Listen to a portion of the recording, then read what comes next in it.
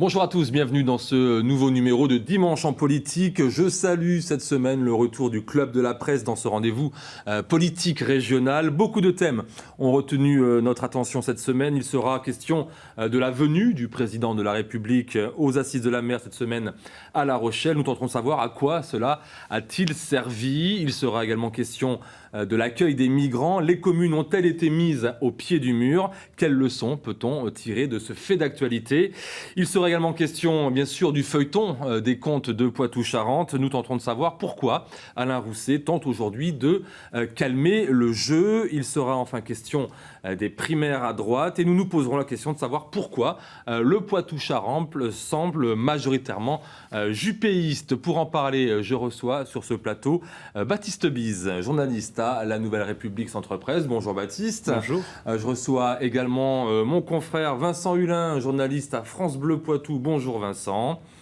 Arnaud Develde, rédacteur en chef de Demoiselle FM, a accepté une nouvelle fois de venir de Rochefort à Poitiers pour nous livrer ses analyses toujours aussi percutantes. Bonjour Arnaud. Bonjour, et enfin, j'accueille Arnaud Varane, journaliste à 7 à Poitiers. Merci beaucoup Arnaud d'avoir accepté notre invitation. Alors messieurs, l'actualité politique de la semaine dans la partie septentrionale de la Grande Aquitaine, eh bien c'est la venue de François Hollande aux Assises de la Mer à La Rochelle. Arnaud Develde, c'était la première fois, il me semble, qu'un président de la République, que le président en tout cas, s'y rendait. Le monde maritime apparemment n'est pas un monde qui passionne forcément les grands politiques nationaux. Alors je vous confirme d'abord que c'est la première fois effectivement qu'un président de la République venait à ces assises de l'économie de la mer.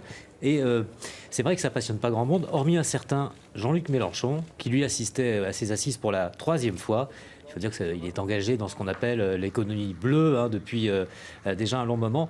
Mais vous savez, on attendait beaucoup de l'avenue de François Hollande, on attendait notamment peut-être des annonces. Il faut alors le reconnaître. Effectivement, les professionnels de la mer attendaient des annonces, vous avez raison. Ils ont eu droit à quoi? Ils ont eu droit à l'organisation d'ici le début 2017 d'un conseil supérieur de l'attractivité consacré spécifiquement au port français. Franchement, c'est un peu maigre, non? C'est un peu maigre, effectivement. On peut dire que si le François Hollande était attendu comme le Père Noël, il est venu avec une hotte quasiment vide. Alors vous avez annoncé effectivement cette organisation. On a parlé aussi de rapprocher la filière, de la faire mieux travailler avec les services de l'État, de manière interministérielle. Le président a annoncé quand même qu'en 2017, l'année sera consacrée au secours en mer. Il était temps, parce qu'il y a de grosses menaces sur le financement de la SNSM, dont le président est très inquiet de voir qu'il aura peut-être du mal à boucler son budget l'année prochaine. Et puis c'est à peu près tout. Donc beaucoup de bonne volonté, mais finalement peu d'annonces, peu de concret. Pas de concret du tout, à vrai dire, si ce n'est alors effectivement l'expression d'un bilan que le président trouve satisfaisant. En gros, il dit, voilà, pendant mon quinquennat, j'ai défendu la mer, ça a été formidable. Tiens, justement, il est venu en tant que président ou quand même aussi un petit peu en tant que candidat? Moi, j'ai senti plutôt le discours d'un futur candidat, pas encore déclaré. Mais fixer une perspective à l'horizon 2030. Voilà, ce qui engage finalement ceux qui l'écoutent, mais pas davantage. Et puis, peut-être vraiment un manque d'annonce effective sur un dossier qui est très important quand même, c'est celui des éoliennes en mer, dans le cadre des énergies renouvelables. Il y a un dossier sur la table qui concerne notre région, c'est celui de l'île d'Oléron. Et là encore... Avec un champ d'implantation d'éoliennes au large de l'île d'Oléron. Au large de l'île, à peu près contesté par plus personne, sauf peut-être par la Ligue pour la protection des oiseaux, qui a quelques inquiétudes sur une partie de l'aire de reproduction de certains oiseaux marins. On attendait que François Hollande éventuellement se positionne. Nenni. Donc au final, on retient quoi de cette visite présidentielle à La Rochelle? Il est venu, il a parlé, il est reparti. Okay. Allez, je vous propose à présent de revenir sur un dossier, on va dire sensible, celui de l'accueil des migrants issus de Calais dans notre région. Est-ce que les communes ont été placées au pied du mur? C'est en tout cas l'impression qu'on a en écoutant nous plusieurs maires de communes, parmi lesquels tient Sylvie Marcilly, maire de Fouras, qui a accueilli des mineurs dans l'urgence. On l'écoute. Aujourd'hui, l'État fait tout pour que ça se passe mal, alors que nous, élus, évidemment, on doit tout faire pour que ça se passe bien. Donc, encore une fois, je pense que tout a été soigneusement préparé dans notre dos, et ça, je trouve que c'est dommage, parce qu'on est responsable, évidemment, aussi de la communication. Donc, c'est important d'avoir des bonnes informations en amont. Alors, est-ce qu'il y a eu, messieurs, un bug dans les rouages des services de l'État? Vincent Hudin. On l'a vu dans la Vienne à Vouneuil où on a eu le maire au téléphone quand on a su qu'ils étaient en train d'arriver, qu'il y avait un autocar qui était en train d'arriver. Il était un peu scandalisé de de l'apprendre entre guillemets en même temps, peut-être par la presse ou en tout cas en même temps, et de se dire de toute façon on me demande rien, j'ai rien à faire ici. Enfin voilà, c'est quelque chose qui m'échappe. Et sauf qu'on a vu qu'aussitôt, forcément, quand on n'explique pas, on se pose des questions et la population aussi se pose des questions dans ce cas-là, quoi. Il y a aussi un jeu de positionnement politique, il ne faut pas être dupe, puisque les élus, et notamment le maire de Vouneuil-sur-Vienne et celui de Châtellerault, étaient au courant depuis quelques jours. Il se trouve que c'est effectivement la Ligue de l'enseignement qui, pour ces territoires, en tout cas pour Vouneuil, a proposé des locaux, comme elle l'a fait sur l'ensemble du territoire français, que c'est l'État qui prend en charge donc, les jeunes migrants qui sont arrivés, et que effectivement les communes ont été prévenues assez tard. Mais c'est vrai que la population n'est pas si hostile que ça, et les interrogations, elles se font jour, évidemment, mais globalement, ça se passe plutôt bien. Donc, attention aux postures politiciennes aussi. Oui, parce qu'on a vu un sondage sur lequel, en le regardant, vous voyez que 80%, je crois, des Français étaient favorables à l'accueil des migrants. Baptiste Bise, le problème de bug dans les rouages de l'État, c'était réel. Il n'y a pas eu de communication. C'est ça, c'est quand même assez extraordinaire de voir que les préfets... C'est-à-dire qu'on l'a appris un peu à la dernière minute à chaque fois que des centres d'accueil allaient ouvrir. Les maires ont été consultés quelques jours, quelques semaines avant, ça dépend lesquels, lorsqu'ils envisageaient l'ouverture d'un centre. Mais comme le disait Arnaud, c'est l'État qui s'occupe de tout, qui prend tout en charge, qui finalement ne demande pas grand-chose aux maires. Leur dit juste, si vous avez des structures associatives qui souhaitent, comme à Mignaloux par exemple, où le maire, lui, accompagne volontairement cette démarche, si vous avez des structures associatives qui souhaitent prendre part à l'accueil, très bien, mais sinon, ils informent simplement les communes qu'un centre va ouvrir sur leur territoire. Arnaud Devel, on a entendu Sylvie Marcilly, il n'y a pas qu'une posture politique, il y a un vrai problème, c'est clair. Mais moi je me demande si c'est pas un peu voulu en fait de la part de l'État. Quand on voit qu'il y a un certain nombre de centres qui ont fait l'objet d'attaques, lorsque l'État a annoncé l'arrivée prochaine de migrants. Quand on voit ce qui s'est passé au Mat-la-Palmyre, où à la demande du maire, le préfet est venu expliquer et que cette réunion s'est transformée en véritable meeting du Front National qui a déployé le banc, l'arrière-ban de ses élus régionaux pour dire non à cette politique de l'État, moi je peux comprendre que les services de l'État n'aient pas trop envie de communiquer. Et puis, au fond, crainte de débordement préalable. Exactement. Et puis au fond, quand l'État accueille des migrants dans des structures privées, comme c'est le cas à Fouras, qu'est-ce qui oblige l'État à dire au maire, voilà, dans le cadre d'une structure privée, je vais vous mettre 22 migrants, des jeunes là, qu'on va encadrer, dont on finance absolument toute la prise en charge. En quoi ça regarde le maire ? Je pose la question. Et il faut là-dessus, effectivement, se méfier un petit peu de ce qu'on peut lire sur les réseaux sociaux où les réactions sont parfois très virulentes.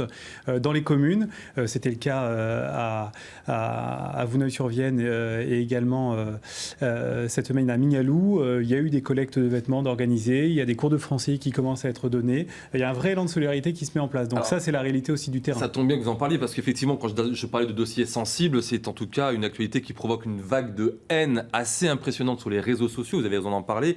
Nous avons depuis plusieurs semaines dû arrêter de publier des sujets liés aux migrants sur notre page Facebook, tellement les insultes et les injures étaient nombreuses dans les commentaires. Comment ça se passe dans vos médias respectifs ? Alors c'est toujours avec des pincettes qu'on en parle. Alors c'est vrai que nous on a couvert, notamment dans la Vienne, on a parlé de Vouneuil et Mignaloux. Alors on a traité par exemple Mignaloux au moment où le maire était là et les a accueillis. Alors on se souvient des images d'ailleurs chez vous, on voit le maire en train de faire lever de la victoire, en train de parler. Donc ça se passe bien, on sent qu'il y a vraiment un élan de générosité, de solidarité. On y retourne une semaine après et on voit que ça continue. C'était pas juste l'effet pour les caméras et les médias, mais c'est vrai que nous quand on pose le débat à nos auditeurs, on se méfie toujours des réactions qu'on peut avoir. Ce que vous disiez tout à l'heure, Jérôme, 80% des Français sont prêts à recevoir des migrants, mais est-ce que c'est sur leur commune ou pas ? Là, c'est un autre domaine aussi. Baptiste Bise. Je crois que c'est propre aussi à l'expression sur les réseaux sociaux, sur les pages Facebook, par exemple, de la Nouvelle République et de Centre Presse. Chaque fois qu'on publie, comme vous, un sujet sur l'accueil des migrants, on sait qu'il y aura des commentaires qui devront être modérés. Mais pour être modéré, il faut qu'il y ait un modérateur 24 heures sur 24. C'est le cas chez nous. On a effectivement une entreprise qui veille sur nos commentaires Facebook 24 heures sur 24, donc ils sont modérés assez rapidement. On intervient. Et puis les internautes qui participent à la communauté Nouvelle République et Centre Presse savent, ils s'engagent au départ à respecter une charte. Alors je ne parle même pas de tout ce qui tombe sous le coup de la loi, l'incitation à la haine raciale, c'est simplement un délit. Et effectivement, c'est la parole qui est très libérée sur Facebook, beaucoup plus finalement que si vous allez dans la rue ou dans le quartier à Mignaloux-Beauvoir, à Nintré, à Parthenay, à Mel. Partout, il y a des centres d'accueil. Ça s'arrête sur les réseaux sociaux, sur vos antennes, messieurs, qui faites de la radio. Est-ce que vous avez eu droit à des débordements en direct d'auditeurs quand vous y a une libre parole Alors nous, on a un filtrage avant l'antenne pour savoir un petit peu ce que veulent nous dire nos auditeurs, mais en général, après, si vraiment ils veulent se lâcher, ils peuvent se lâcher. Jusqu'à maintenant, on n'a pas eu ce genre de dérapage. Parfois, quand on voit que c'est en train de déraper un petit peu, on modère un peu et on passe à un autre auditeur, mais ça peut arriver. Arnaud Develde. Pas d'expression des auditeurs chez nous, voilà, comme ça évite le problème, en tout cas jusqu'à présent. Assez peu de réactions négatives, à vrai dire, sur les réseaux sociaux ou sur le terrain. On nous appelle assez peu pour nous parler de cette question-là. Allez, où en est le feuilleton des contes de Poitou-Charentes, un feuilleton dans lequel les deux rôles principaux, Ségolène Royal et Alain Rousset, ont joué leur partition en octobre avec, il faut bien l'avouer, un léger avantage, cette fois peut-être pour l'ancienne présidente de Poitou-Charentes, Ségolène Royal, qui semble en tout cas être rassurée par le pré-rapport de la Chambre régionale des comptes face à elle. Alain Rousset semble en tout cas calmer le jeu. Je vous propose de l'écouter, c'était dimanche dernier. On a résorbé une grande partie de ces problèmes financiers de Poitou-Charentes dans ce budget 2016, puisqu'on a inscrit en gros 190 millions d'euros pour faire face à ces problèmes-là. À la fois restructuration de la dette, beaucoup d'emprunts structurés, et les impayés. Aujourd'hui, les impayés sont derrière nous. Les impayés sont derrière nous. Et donc, mais il faut qu'on continue, parce qu'il y a des situations un peu risquées sur l'ex-Liège, tous ces dispositifs. Baptiste Bise, est-ce que Alain Rousset va devoir manger son chapeau après être allé peut-être trop vite en besogne contre les années de la gestion Ségolène Royal ? On verra le mois prochain lorsque la Chambre régionale des comptes publiera son rapport sur les finances des 3 régions avant fusion. Je ne le crois pas, pour ma part, parce qu'il y a quand même des faits qui sont établis, qui sont clairs. Y a-t-il eu, oui ou non, 46 millions d'euros d'emprunts à très haut risque, les fameux F6, dont Ismaël, qui n'est pas là aujourd'hui, pourrait nous parler longuement? La réponse est oui, c'est dans le compte administratif 2015, il suffit de consulter, il y a 198 millions d'euros d'emprunts structurés au total. Y a-t-il eu, oui ou non, des impayés? Alain Rousset a remis un sou dans la machine il y a 15 jours, en rendant public un audit complémentaire sur les impayés de Poitou-Charentes qui confirme qu'il y a eu 131,9 millions d'euros d'impayés en 2015. Là, pareil, c'est établi, c'est un vrai audit au sens de l'audit qui respecte les normes. Là, cette fois, Ségolène Royal ne peut pas dire que ce n'est pas un audit. Y a-t-il eu des reports? La réponse est oui. Donc, là comment encore, expliquez-vous le fait que Ségolène Royal soit plus sur l'offensive aujourd'hui à partir du moment où elle a eu le pré-rapport? C'est de la communication. Je pense que ce dont je viens de parler, ça ne peut être que dans le rapport. Après, il y a des commentaires dans un rapport. Et puis, c'est écrit dans un discours de magistrat financier qu'on ne comprend pas. Moi, j'ai lu le dernier rapport qui est de 2014. À la première lecture, on ne comprend rien. On ne voit même pas qu'il y a un problème. S'il n'y a pas un spécialiste qui vous dit telle phrase, là, c'est grave. Ça veut dire quand même qu'il ne respecte pas le code général des collectivités territoriales. Vous, lambda, même nous, journalistes qui sommes un peu habitués à ces questions-là, on ne le voit pas. Arnaud Develde. Mais y a-t-il vraiment un rapport aussi favorable que ça C'est la question que je pose. Parce que c'est pas ce que on voit semble dire par rapport à voilà. C'est pas ce que semblent dire nos confrères du Point. Alors je sais pas comment ils ont eu connaissance de ce pré-rapport, puisque normalement il n'est pas rendu public, il est transmis uniquement aux personnalités concernées. Il semble dire quand même le Point cette semaine que Ségolène Royal elle serait peut-être pas si à son avantage que ça dans ce pré-rapport, et que le fameux audit Ernst Young serait assez conforme à ce qu'ont trouvé les juges.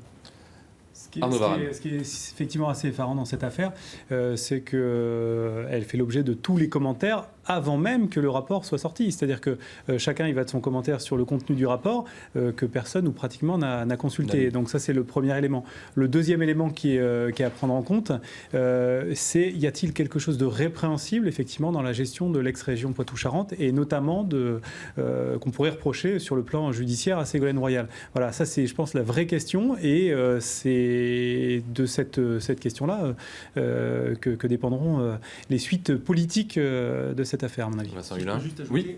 Excuse-moi Vincent, on peut tout de suite répondre à la question. Je ne pense pas qu'il y aura de poursuite judiciaire. Je ne pense sur pas, un autre terrain. Mais effectivement, est-ce que c'est simplement répréhensible sur le plan moral? Est-ce qu'on est dans de la mauvaise gestion? Ou est-ce qu'on est effectivement dans du maquillage des comptes qui là, pour le coup, tombe sous le coup de la loi? Effectivement, de la mauvaise gestion et du maquillage, mais je ne pense pas non plus que ce soit sur le plan moral qu'on puisse se situer.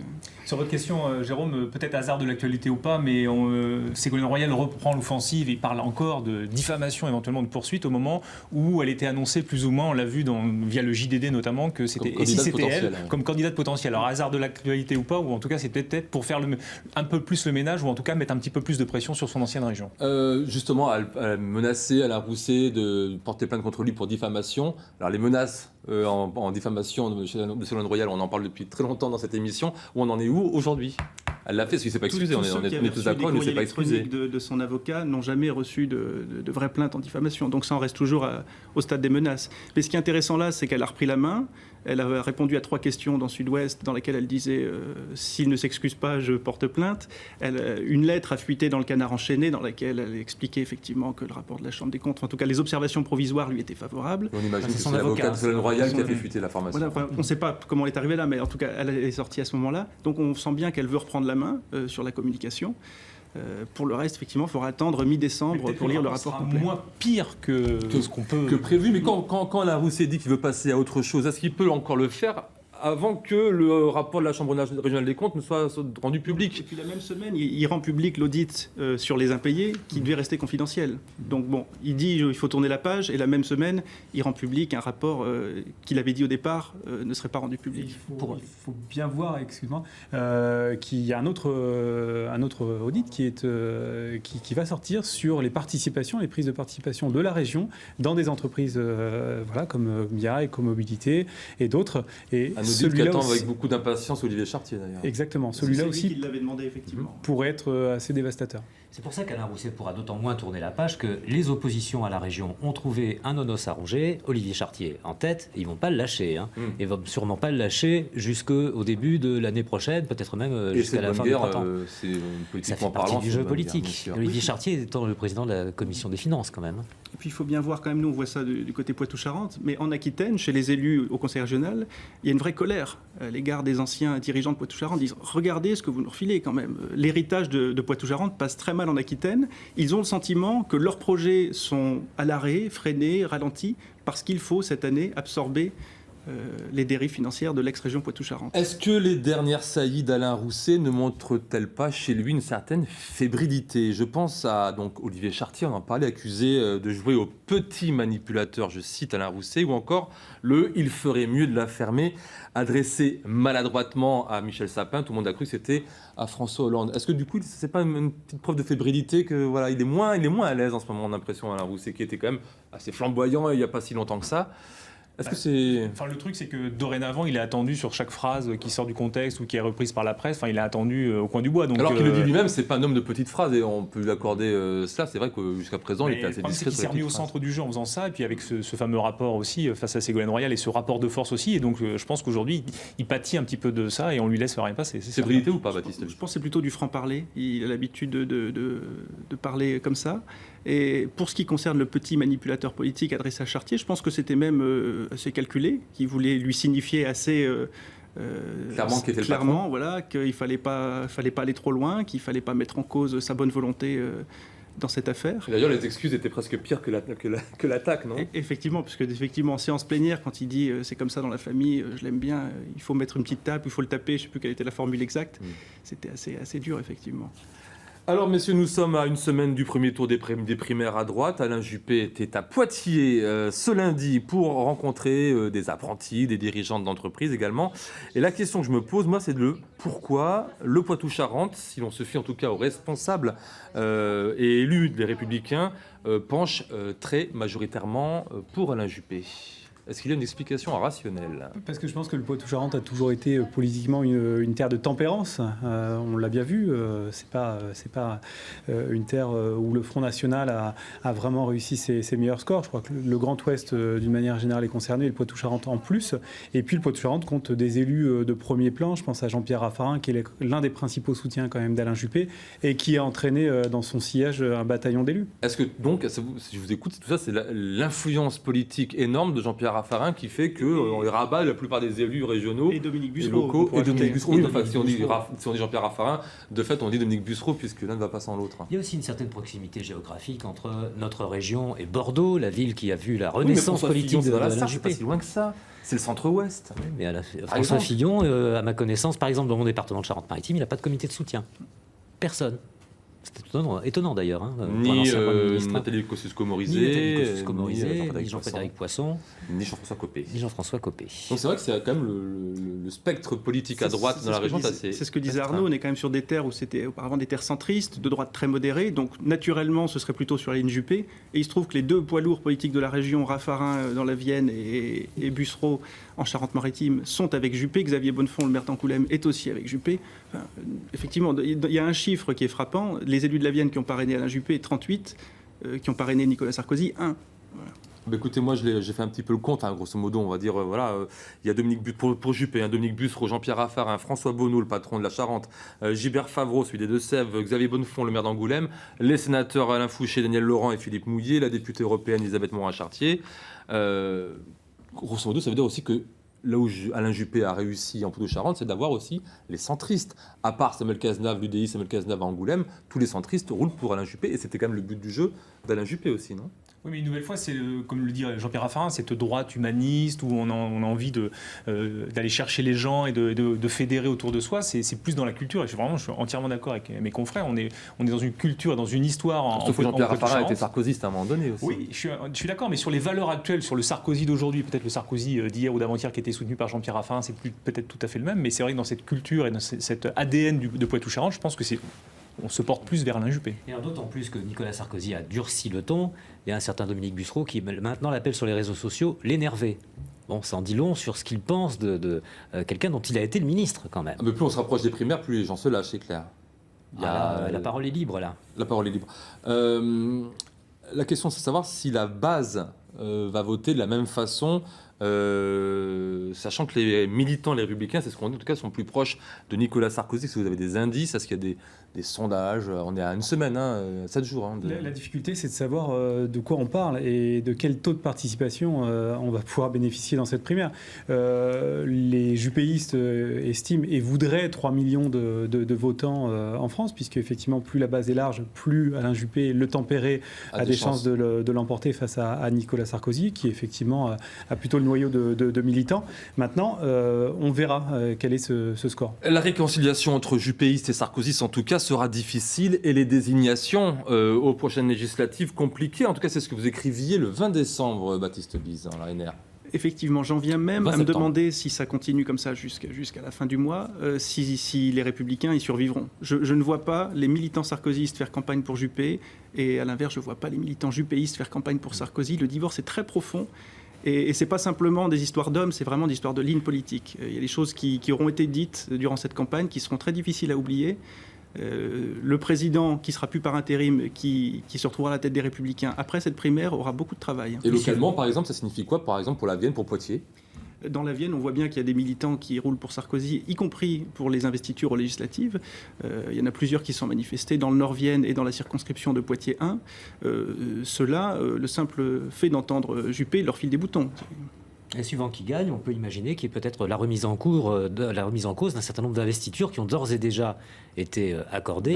Imaginez ce qui peut se passer si un Alain Juppé se retrouve avec des candidats investis qui sont des sarkozystes. Enfin. Ça dépend de quoi? Ça dépend d'un faible écart entre Sarkozy et Juppé. Ça peut remettre le feu aux poudres?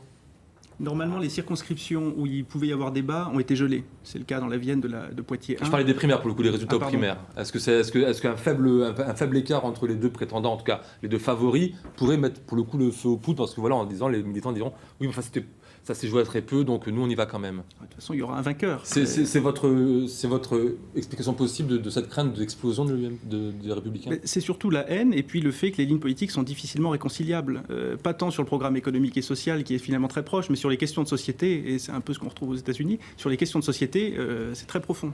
Je crois que vous y allez un peu fort quand vous parlez de risque d'explosion. Je pense pas. C'est Baptiste qui le disait. Baptiste, vous y allez un peu fort quand vous parlez de ce risque d'explosion. Y compris avec des élus, les Républicains, c'est un vrai souci. Mais après qu'ils fassent pas le job pour le camp adverse, enfin qui soutenait pas, je suis d'accord, mais de là parler d'explosion. On peut s'attendre à une grande recomposition des centres et des droites, ou peut-être même plus large des progressistes, des conservateurs. Cette élection-là, pas simplement la primaire, mais la présidentielle qui va suivre, elle peut vraiment distribuer les cartes. Disons que le résultat de la présidentielle pourrait être quand même le ciment de la droite. Voilà, ce qui risque en revanche d'arriver à gauche, c'est cette explosion, parce que les lignes sont quand même très très contradictoires. Il y a la même problématique à gauche, il ne faut pas l'oublier non plus. Et on aura tout le temps d'en parler, bien sûr, lorsqu'il s'agira de parler des primaires à gauche. On termine avec l'événement politique planétaire de cette semaine, c'est bien sûr l'élection de Donald Trump à la présidence des États-Unis. Une élection fêtée par Marine Le Pen, finalement bien accepté par Nicolas Sarkozy qui, il y a quelques mois, fustigeait Donald Trump et donc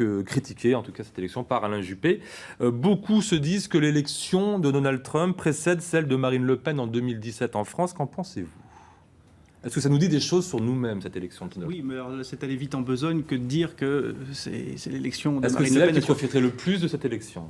Ce qui est certain, c'est que du coup, on se dit, ça peut aussi arriver ici, cet électorat caché. C'est ce que les sondeurs et les commentateurs américains n'avaient pas vu venir. Est-ce qu'il y a aussi en France un électorat caché qui, au dernier moment, va sortir et puis aller voter ou Sarkozy à la primaire républicain ou Le Pen à la présidentielle ?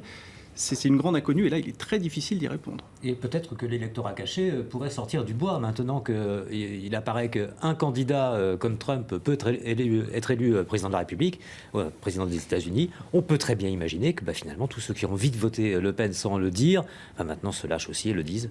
Sauf que le paradoxe, c'est au moment où Marine Le Pen, depuis quelques mois, fait tout pour ne pas trop sortir justement sur le côté droite et extrême et essayer de rentrer entre guillemets dans le rang et de calmer un petit peu le jeu. Enfin voilà, ça tombe au moment où Trump s'est complètement lâché sur ses idées, sur sa campagne, au moment où Marine Le Pen, essaie de calmer un peu plus le jeu. Quand même qu'on l'entend quasiment pas. Le fil rouge quand même entre Donald Trump effectivement et Marine Le Pen, si ce n'est pas l'outrance, puisque effectivement Marine Le Pen rentre dans le rang, c'est l'inexpérience. Et effectivement, on voit que les Américains ont plébiscité cette inexpérience. C'est pas quelqu'un de l'establishment, qui a exercé des responsabilités, donc par défaut on va lui faire confiance. C'est peut-être la chance de Marine Le Pen quelque part pour 2017. Ça peut valoir aussi pour Mélenchon, pour Macron, le cas échant. Voilà, la différence près que Marine Le Pen, elle est quand même dans le paysage politique depuis 20 ans, et puis que son père elle fait partie de l'establishment politique depuis longtemps. Et juste un mot pour ajouter, finalement, Trump, il est beaucoup plus proche de Jean-Marie Le Pen que de Marine Le Pen.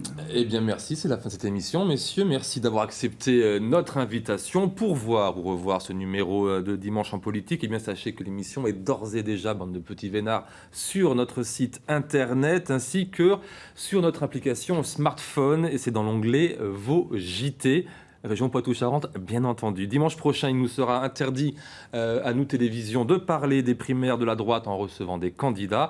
C'est la raison pour laquelle nous avons invité le député socialiste des Deux-Sèvres, Jean Grelier. Pour leur place au journal régional de la mi-journée présenté par Clément Massé. Excellente journée à toutes et à tous.